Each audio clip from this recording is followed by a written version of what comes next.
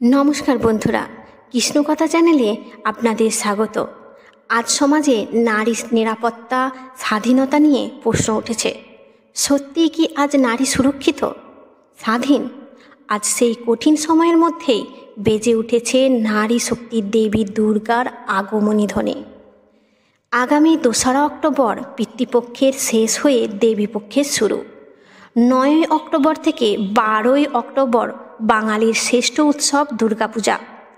এখন প্রশ্ন হলো, এবার দেবী কোন বাহনে চড়ে মর্তে আসছেন, বা কোন বাহনে আবার স্বর্গে ফিরে যাবেন? তার পরিণতি কি হবে? কারণ হিন্দু শাস্ত্র অনুসারে দেবী দুর্গার আগমন ও গমনের ওপর নির্ভর করে মর্তলোকে সারা বছর কেমন কাটবে মনুষ্য জীবন। চলুন বন্ধুরা, এবার জেনে নিই কীভাবে নির্ধারিত হয় দেবী কোন বাহনে আসবেন এবং কোন বাহনে ফিরে যাবেন কৈলাসে। হিন্দু শাস্ত্র অনুসারে সপ্তমী যদি রবিবার বা সোমবার হয়, তাহলে দেবীর বাহন হবে গজ বা হাতি। সপ্তমী যদি শনিবার বা মঙ্গলবার হয়, দেবীর বাহন ঘোটক বা ঘোড়া। সপ্তমী যদি বৃহস্পতিবার বা শুক্রবার হয়, দেবীর বাহন দোলা বা পালকি। সপ্তমী যদি বুধবার হয়, দেবীর বাহন নৌকা। সেই একইভাবে দশমী রবিবার বা সোমবার হলে দেবীর প্রস্থান বাহন হল গজ। দশমী শনিবার বা মঙ্গলবার হলে দেবী ঘোড়ায় চড়ে গমন করেন। দশমী বৃহস্পতিবার বা শুক্রবার হলে দেবীর গমন হবে দোলা বা পালকিতে। আর যদি দশমী বুধবার হয়, দেবী নৌকায় চড়ে কৈলাসে ফিরবেন। এবছর 2024 সালে যেহেতু 10ই অক্টোবর সপ্তমী পড়েছে আর সেটা বৃহস্পতিবার, তাই এবারে আর দেবীর আগমন দোলা বা পালকিতে। অন্যদিকে 12ই অক্টোবর শনিবার পড়েছে, বিজয়া দশমী। সেই কারণে দেবী কৈলাসে ফিরবে যাবেন ঘোটক বা ঘোড়ায়। এবার চলুন বন্ধুরা, জানবো এর ফলে কি ঘটতে পারে। শাস্ত্রমতে দেবী দুর্গা যদি পালকিতে আসেন, তাহলে ফল হয় দোলায়াং মকরং ভবেত, অর্থাৎ মহামারী, ভূমিকম্প, খরা, যুদ্ধ, অতিমৃত্যু। আর ঘোড়ায় ফিরছেন, তার ফল হলো ছত্রভঙ্গ স্তুরঙ্গমে, অর্থাৎ রাজনৈতিক অস্থিরতা বৃদ্ধি পায়, রাষ্ট্রে রাষ্ট্রে যুদ্ধ হয়। এবারে দেবীর আগমন ও গমনে দুইয়ের ফলই মন্দ।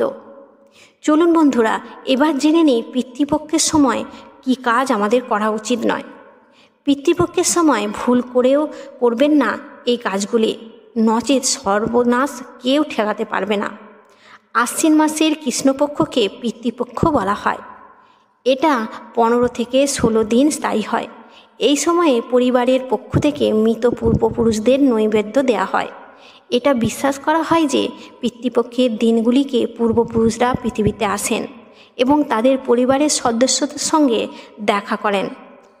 এই সময় যদি কোনো কারণে পিতৃপুরুষরা রেগে যান, তবে তা ব্যক্তির জীবনে অনেক বড় সমস্যা তৈরি করতে পারে।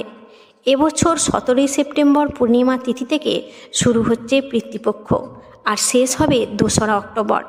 পিতৃপক্ষের সময় যে কাজগুলি করা উচিত নয় তা হলো: 1 নম্বর, নতুন ঘর নির্মাণ শুরু করা কখনোই উচিত নয়। 2, এই সময়কালে কোনো শুভ কাজ যেমন মুন্ডন, পৈতে, বিবাহের মতো শুভ কাজ একদম করা উচিত নয়। এছাড়া নতুন যানবাহন, গহনা ইত্যাদি কেনা উচিত নয়।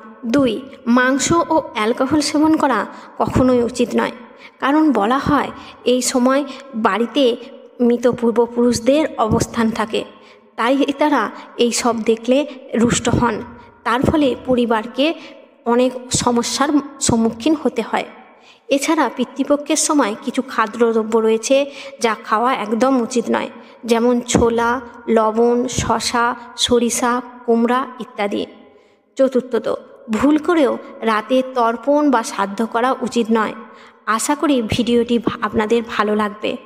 ভালো লাগলে অবশ্যই লাইক ও কমেন্ট, সাবস্ক্রাইব করতে ভুলবেন না। রাধে রাধে।